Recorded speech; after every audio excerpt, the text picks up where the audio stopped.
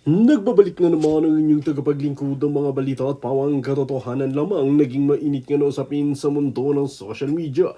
Talaga naman karma is real ika nga dahil isinugod nga si Kuting sa hospital. Dito nga natin makikita na nagkukunwari nga lang ba ito. Ngunit ayon nga sa talagang insider na nasa loob ng hospital ay may matindi itong kalagayan at may matindi itong sakit. Dagdag ng maraming netizen na sana ay talagang matuluyan na itong si Kuting ng Norte sa kanyang sakit at talagang palitan na ng mabubuting opisyales sa kanyang pwesto.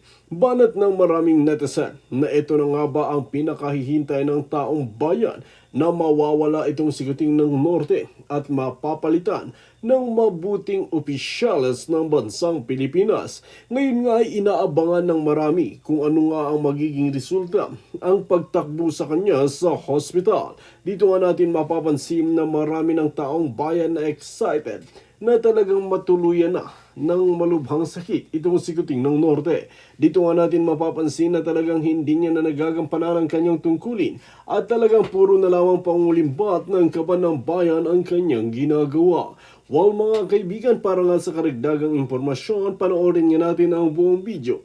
At kung bago ka pa lamang sa aking channel, huwag kalimutan i-click ang subscribe button at notification bell para lagi kang updated sa ating mga bagong video. At para sa sulit viewers natin dyan, maraming salamat sa walang sawang pagsuporta. Message pa ni Inday Sara ay mamaya tatalakayin ko. Nakakalungkot eh. Ako na lang tumatawa eh. Madam President, napamura ako nung nadinig ko, napanood ko yung iyong message. Nakanto ko itong buhay natin na to. Habis pa more, there's something wrong with the character and attitude of our countrymen. They have their own interests, mostly selfish. So they can't unite. Hopefully there will be more patriots to overcome evil. There are so many instances in the Bible wherein God did not, God showed na hindi kinakailangan ng ganong karami, ng numero. Basta kinampihan niya. Remember yung si Moses, nag-iisa lang siya, the deliverer. Nag-iisa lang siya. Pero huwag kayo maniwala. Baka mamay sabihin niyo ako yung Moses, ha? Huwag niyo sabihin. Sir, kayang-kaya mo yun, nag-iisa ka lang. Huwag niyo akong gawing Moses, hindi ako si Moses. Gusto niyo, nag-iisa lang ako, tartado. Nag-iisa ka lang. Oo, nag-iisa ka lang. Parang yung de-deliver mo, no? O kaya si David. Oh, nag-iisa si David. Tinapatan si ang laki-laki, higante, no? 8-footer. Si ano. There are so many instances, no, na God's people overcame yung problema, no? Yung situation. Si Jonah, yung kinain ng pating, di ba? Ilang araw siya, 3 araw, hindi natunawan yung pating. Si Gideon, di ba? Na 25,000 lang sila, pinauwi, 24 yata, 24,000, pinauwi yung 10,000, ayaw ni God. Man, 10,000, dami-dami yan. 300 na piliin mo. Ang kalaban nila, 135,000 yata, no? So, numerically superior. And yet, namatay lahat yun. Isang army, 180 something, 150,000. Kinabukasan, patay lahat eh. Padala langit ng isang anghel. Sila King Solomon, in one battle, the Hittites ang kalaban nila. And it is archaeologically proven that the battle did happen. Yun yung nag-shine sila ng mga shield nila, mga espada and everything, yung lahat ng metal. Tama-tama, parang Lord of the Rings, di ba? Pag nandiyan ang shield nilang ganyan, umaatake na, galloping yung kalaban with their horses, no? Nasilaw sila, hindi nila nakita, may rabin. Nahulog lahat doon yung Hittite army. Nahukay na yun, nakita na talagang nandun yung mga remains ng halo-halo, no?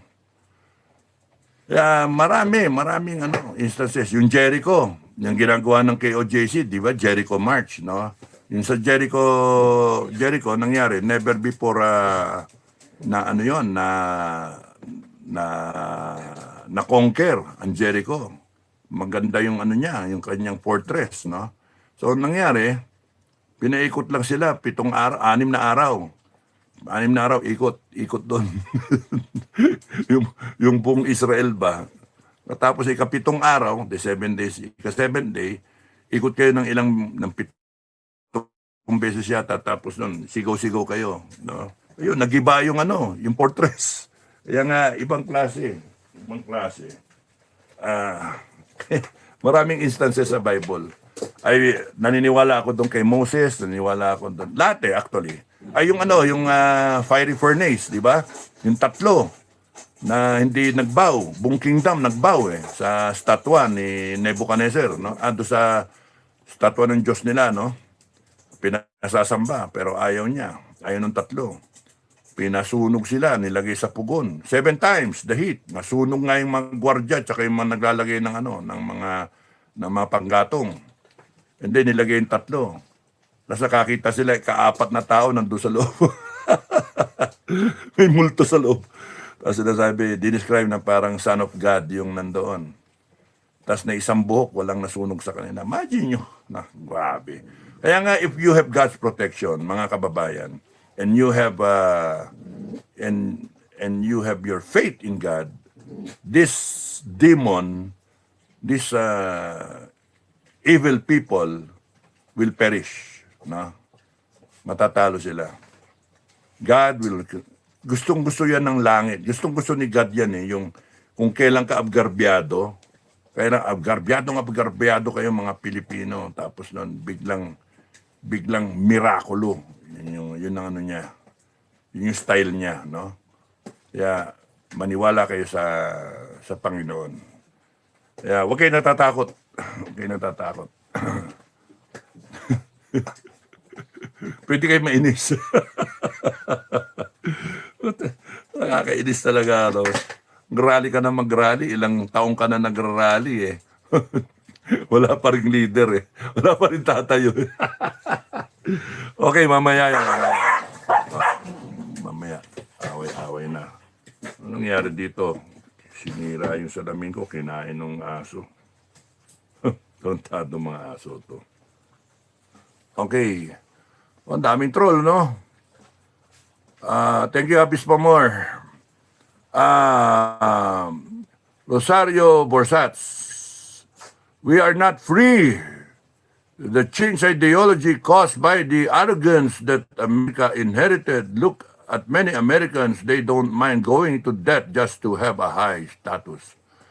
Yung mga credit system nila, no? Tweety Bird, in 1898, when Aguinaldo unveiled the flag, we were not yet truly free because we were still under Spanish rule. Therefore, we could not yet be considered an independent nation. Ay, nako. Almarme. The Filipino people are just being fooled by the crocodiles and the corrupt. Erlinda Flores, I'm not happy anymore. Sad independence. Invictus Odyssey, I no longer celebrate Philippine independence because we really don't have sovereignty. We are still puppets of the Americas. Imagine yung ilang hektarya yon, no? Ilang 4,000 acres ba yon na cyber industries na papatayo dyan. Imagine, walang bayad, walang upa. Binigay lang ni BBM. Di ba gago? Oo naman yung mga nakapaligid. BP Sara said it was shameless and it's true. BP Sara said it was shameless and it's true. Sabi ni Ate Heights Mix Vlog. Good afternoon, sir. My love. Thank you. Andy Bertudaso. Hi. Ate Heights, the APPNP is numb. Manhid.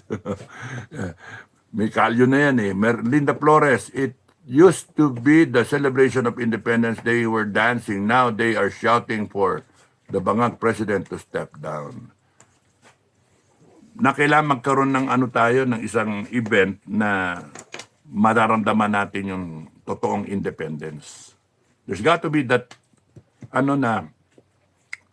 situation na we will really gain our independence through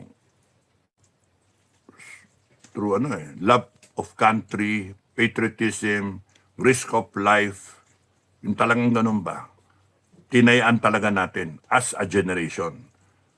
Actually, multi na iba-iba na mga generations. Gen Z, Gen A, baby boomers, no?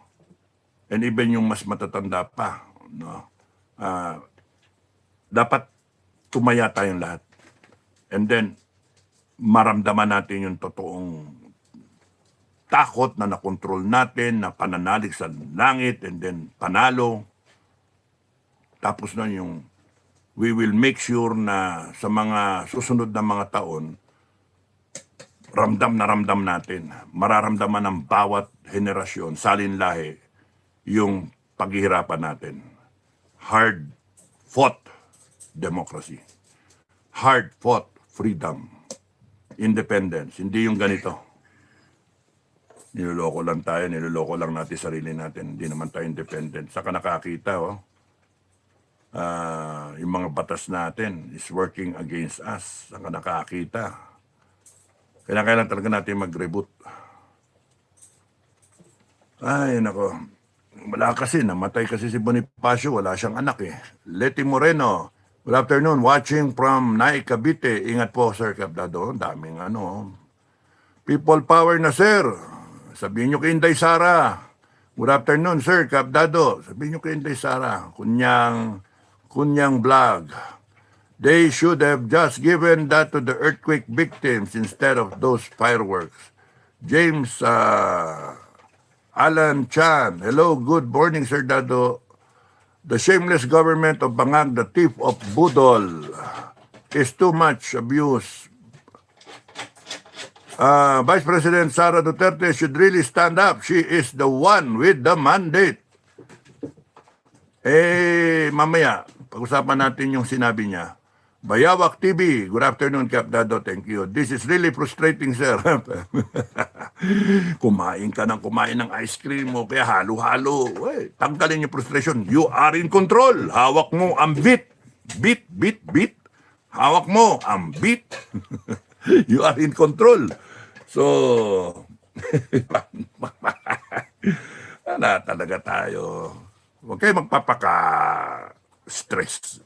Enjoy nyo lang yung buhay ninyo. Kasi pagka kinakailangan, tumindig kayo, na-enjoy nyo na ang buhay ninyo. Tingnan yung ginagawa ko. Na-enjoy ko yung buhay ko, na-enjoy ko yung mga aso, na-enjoy ko yung mga kambing, na-enjoy ko yung paglalaba. Na-enjoy ko yung mga laundry. Ang dami kong lalaban, no? Buti pumanik na ako. Imagine kung di ako pumanik, no? O nga. Masayang-masaya ako, nakapanik na ako kasi nadinig ko yung sinabi ni BBM tsaka ni Inday ngayon, ngayong araw. Good luck Philippines. Good luck Philippines. Pero huwag kayong mag-alala. Nandyan ang Panginoon. Huwag kayong hanggang sa nananalig kayo. Sino mag-aakala na bubukas ang Red Sea? Sino mag-aakala? Sa ganyan lang ni Moses. Nahati yung Red Sea. Tawid kayo. Tarantado kayo, mga audio kayo. Hindi, nakulong lang tayo dito. Ano-ano na kayo. Negative kayo eh. Panay kayo mga negative. Wala na kayong pananalig sa Panginoon.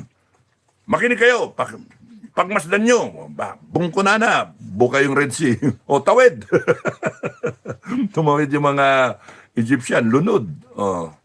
So we can just imagine, miracles happen. And every time God is present, miracles happen. Ano lang talaga, huwag kayong mawala ng pananalig sa Diyos. It is when everything seems lost that God makes His presence felt. No? Kaya ako hindi natatakot eh. Josefa. Josefa Menoro. Good day, everyone. Happy Independence Day, everyone, except for the plagues in society, not just following the BP, but fighting for kalaban. The two moves are not possible at all. Just be clean and be a Filipino. Ate Hides, they said they spotted 2 tanks according to PL's blog. Don't know where they'll be taken. 2 tangke. Kinakaba kasi at Malacanang, lusubin siya. May tangke naman doon. Bayawak, our government is terrible. Orlando Zabala, good evening, Chairman. I'm present, sir. Hello to all patriotic Filipinos. Thank you, Orlando. Magandang gabi sa iyo, brother. Take care and God bless everyone. Thank you, thank you. Bolet Damaso. We are not free and the traitors in our country are making us sick. Yeah, basta wag sick and tired. Sick lang. Tweety Bird, there are no more General Lunas in today's time. Wala na. Captain Luna, meron. General Luna, wala. Captain Luna, meron. James Alan Chan, hello, good morning, Sir Dado. The problem with Filipinos is not they don't care about what is happening in our country. So the thieving government is happy and our economy is in ruins. Kaya nga, iniisip ko nga kung mamadaliin natin o hindi. Kasi kung hayaan natin na maramdaman natin Parang ganun yung message ni Inday, no? Mamaya, talakayin ko. Kasi parang suck it all up Abot pa kayo ng 2028. Since Marcos took office, we have no freedom, sabi ni Bayawak. My blog. I think there's only one thing that will wake up Filipinos. It's if the internet is taken away. Tama nga naman, mawala ng Bayawak. Even the Senate, our only hope is being interfered with by yung ano nga niya, yung message niya, kinilala niya si Gatchalian, no?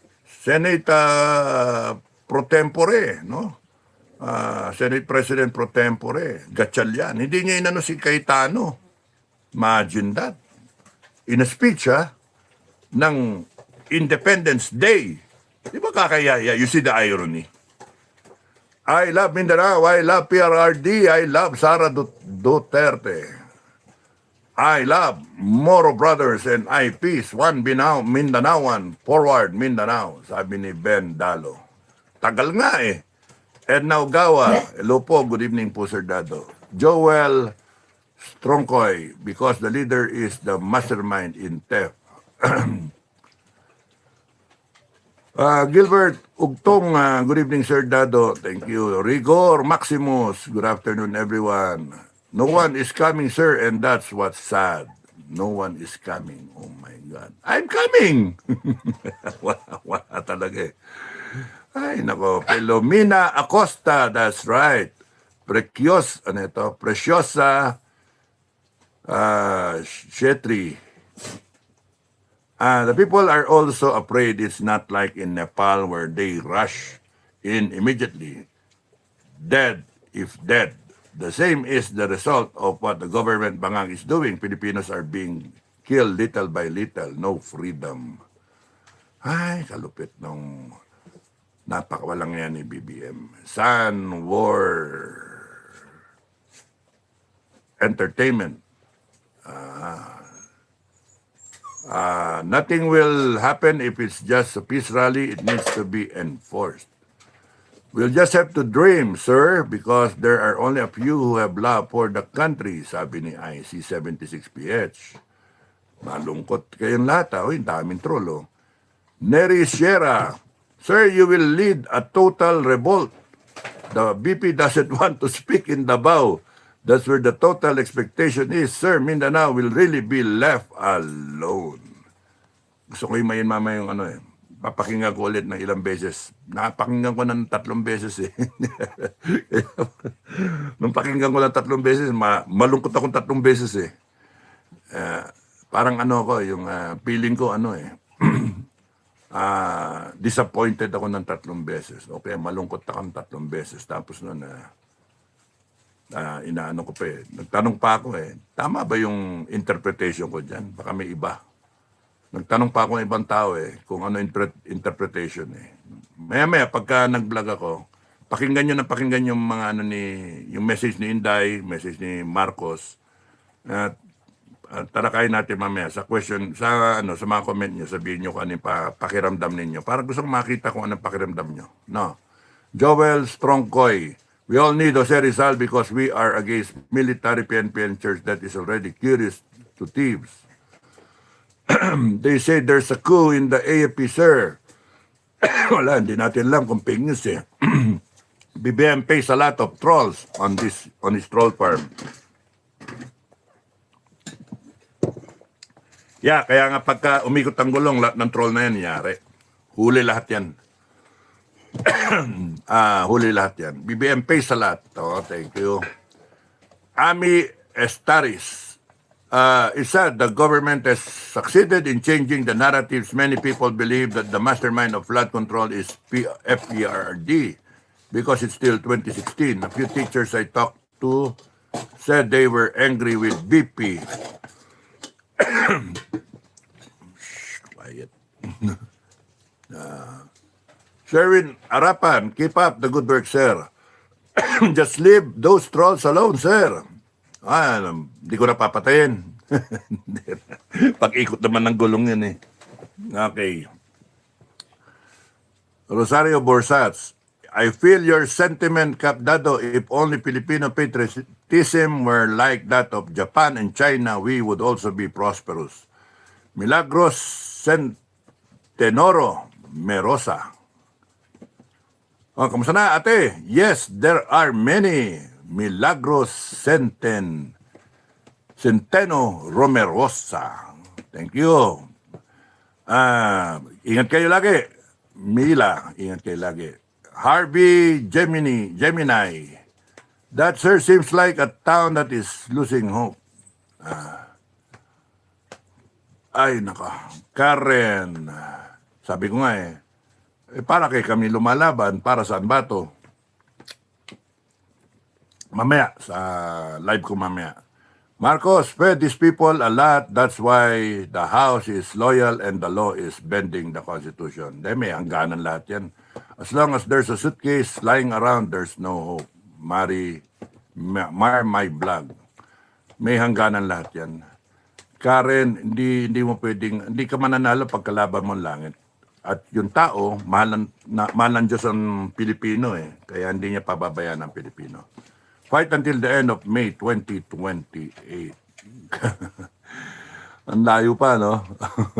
It's a long haul. It's a long fight. Hindi po, we're not proud. Sabi ni IC76PH. Joel Strongkoy, billion of taxes paid to Bangag trolls, 20K monthly, just 5K damage by typhoon. Yung 5K lang ang doon sa may mga nasalanta. Sakit, no? BBM trolls say there is no flood control because the government of BBM is believed to be addicted.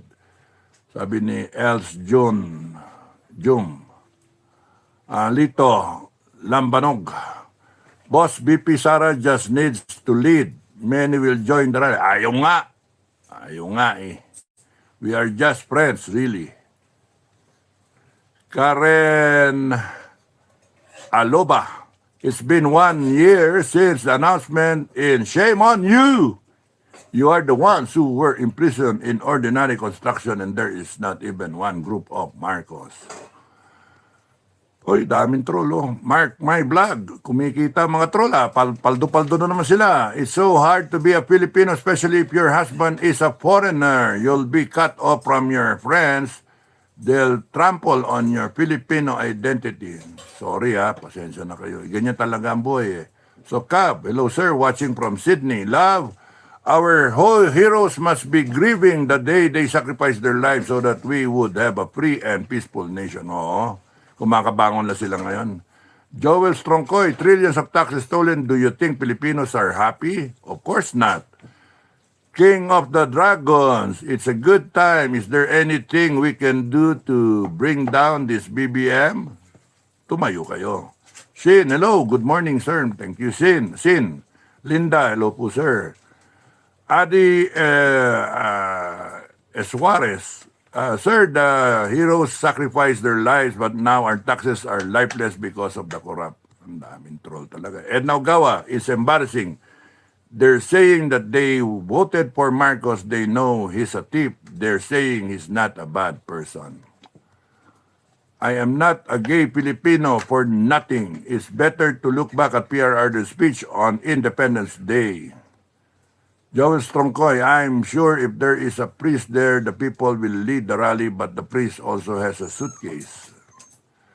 Sin, the greatest heist of the century, I saw international commentary featuring the corruption we have. Aray, kakaya, no? Wala na tayong self-pride, no? As a nation, kakaya eh. Vivian Lagumbay, thank you. Roy Camacho, hello, Puerto Rico, Territory, USA. James Alan.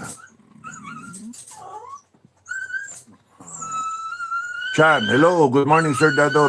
Rapi Tulfo said that they never dictated to the Malacanang Palace to the people. That is the right, Rapi Tulfo said. Oh, daming troll, kakainis. Heidi Cheng, good afternoon, sir. Everyone, stay safe, everyone. Stay safe, Heidi. Ingat ka, Johnny. Antipuesto, hi. Lilia Gatchalian, praying for all Filipinos. Sin, Captain Valeros reacted. It seems he is concerned that there is no plan yet. The BP responded by saying he will wait until death. Mamayang gabi, magre-react din ako. Kung kinakailangan minit ang ulo, iinit ang ulo ko. Joel Strongkoy, there are only two kinds of Filipinos today. One is angry because taxes are being stolen.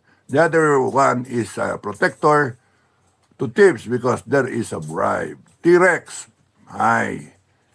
James, Alan Chan, hello, good morning, sir. For me, Dado is not completely free because the government itself is a corrupt and thieving government that is making the Philippine people suffer. So this will lead to a revolution. I'm sure it will lead to a revolution. Yeah. Hindi na kasi mo daanin, doon pupunta eh. Kasi ang tao pagkagalit, masama na yon. Pero pagka ang tao nagutom, dahil sa bagsak ang ekonomiya, mataas ang bilihin, at pumasok tayo do 7-year tribulation, revolution yan sigurado. Yung gobyerno ngayon, ang hope ng gobyerno is naniniwala kayong lahat sa Constitution, naniniwala kayo sa batas, naniniwala kayo yung police is police, yan ganyan.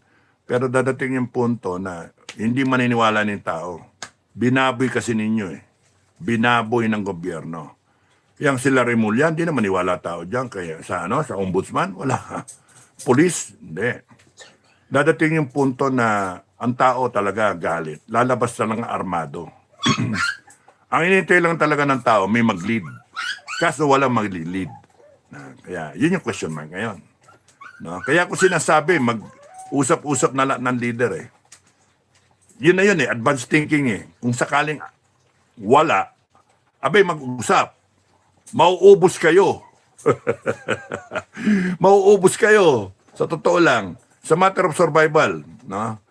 People are angry because it's a matter of survival. But for the administration, it's a matter of survival. That's why sinasangga yung katotohanan eh. Hinaharang. Bendalo, harang-harang, ginagamit ang pulis, barbed wire, etc. etc. So saan pupunta to? Pupunta sa revolution to. Dahil sa ano ba yung sabi ko kagabi? Situations bring out the best and worst in us. No? Any given situation, it will bring out the best or the worst in us. Right now, the worst, yung nangyayari ngayon, is bringing out the worst dito sa side ng mga Marcos and their cronies and their mga kampi. Bendalo, nakaw, hiding the truth, walang accountability, etc. Nakaw pa more. Garapalan. Garapalan. Harap-harapan, violate the Constitution, pero okay sa kanila. Paninindigan pa nila eh. So, yung kabilang panig naman,